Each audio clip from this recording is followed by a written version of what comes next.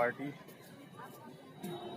अपने समाजवादी नजरियों से भटक गई है और हिंदुस्तान का संविधान दांव पर लग चुका है। धर्म संसदों में हिंदू राष्ट्र बनाने की बात हो रही है, गांधी जी का अपमान हो रहा है।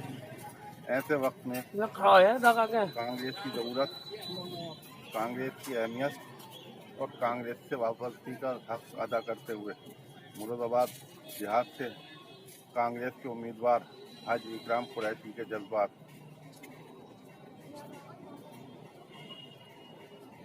हिकमत टाइम से मैं मुर्तजा इकबाल, मुरादाबाद। जी, ये जो समाजवादी पार्टी आपने छोड़ी, इसके क्या बात थी? देखिए, मेरा टिकट काटने के बाद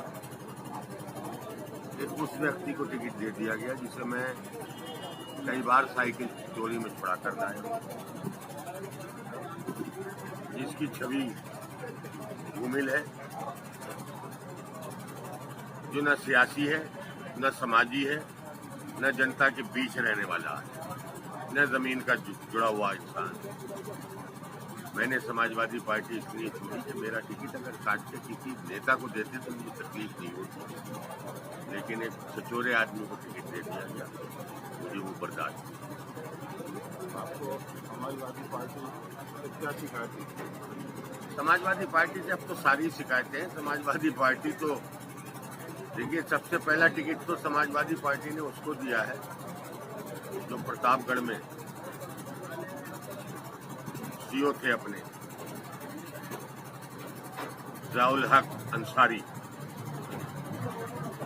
जिसने उसका कत्ल किया था, जिसने ज़ियाउल हक अंसारी का कत्ल किया था, जिसने गोली मारी थी, उस व्यक्ति को अखिलेश यादव जी ने टिकट दिया है समाजवादी पार्टी का प्रतापगढ़।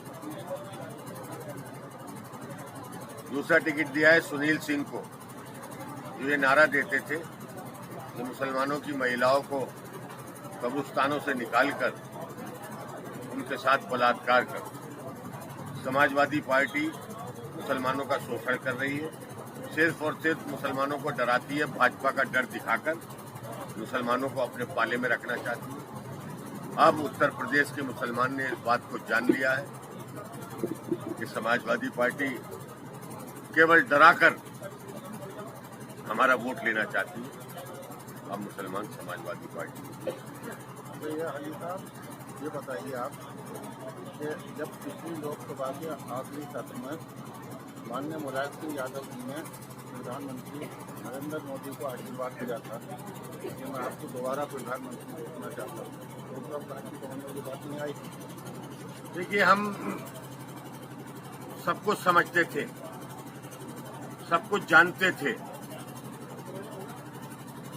यही बातें तो हमने कई बार अखिलेश यादव जी से सवाल कर लिए, जो उन्हें नागवार गुजरी और हमारा टिकट काट दिया। हमने इस बार भी काफी कहा कि आपने इसे समाजवादी पार्टी को क्यों भारतीय जनता पार्टी बना रहे हैं, क्यों आधे लोगों को आपने टिकट दे दिए।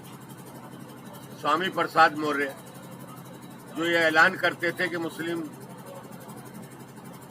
कम्युनिटी जो 4-4 शादियां करती हैं वो अय्याशी के लिए करती हैं, उनको उन्होंने अब समाजवादी पार्टी में ले लिया। और नेताजी के जमाने में मुसलमान का ये हाल नहीं था।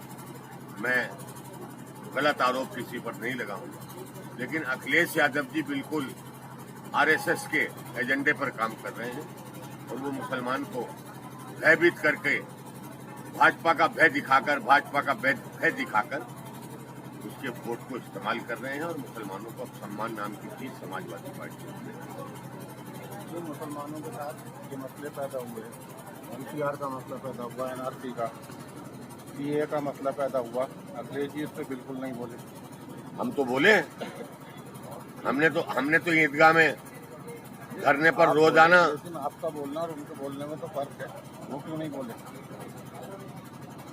अब वो मुसलमानों की बात ही नहीं करना चाहते, उनको हिंदू वोट को अपनाना है।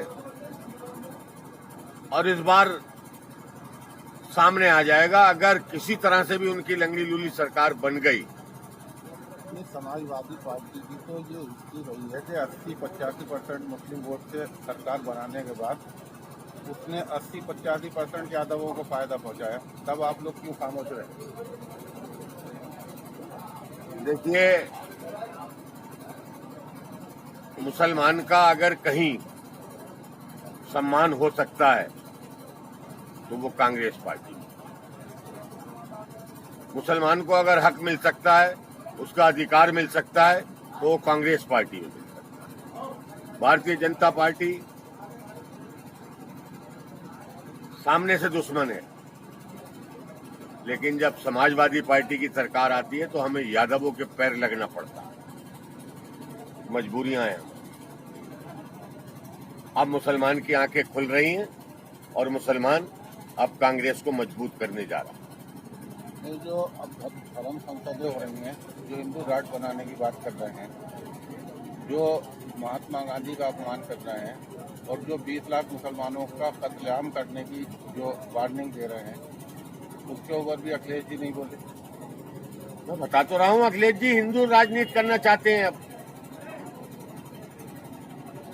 तो फिर ऐसे हालात में अखिलेश जी हिंदुओं को खुश रखना चाहते हैं, मुसलमानों को नहीं।